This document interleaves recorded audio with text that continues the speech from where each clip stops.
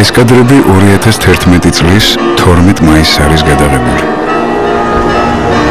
თბილისის სხვადასხვა უბნებში შეკრებილი უამრავი ადამიანი მიემართება მახათას მთისკენ, სადაც ივერიის ღვთისმშობლის ხატის სახელობის სამონასტრო კომპლექსის საძირკველი უნდა იკურთხოს.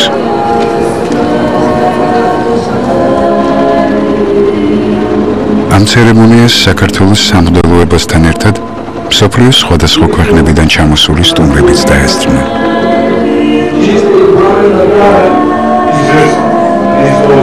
ამით ხაზი გაესვა იმას, თუ რაოდენი მნიშვნელოვანია ამ კომპლექსის აშენება. მნიშვნელოვანია არა მხოლოდ იმიტომ, რომ პროექტის მასშტაბებია დიდი და რომ მონასტერთან ერთად აქ საერთაშორისო საგანმანათლებლო ცენტრიც აშენდება. პირველ რიგში მახათა იმითაა გამორჩეული, რომ ის იქნება პირველი ტაძარი ჩვენთან, რომელსაც მთელი საქართველო ერთობლივი ძალებით ააშენებს. ამ მშენებლობის მთავარი ამოცანა სწორედ იმაშია, რომ მან გაგვაერთიანოს.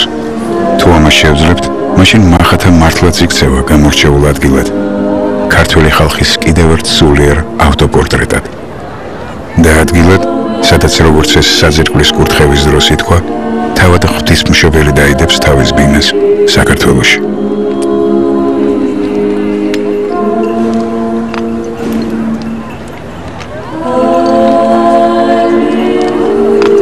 მშენებლობა 17 აპრილს იწყება.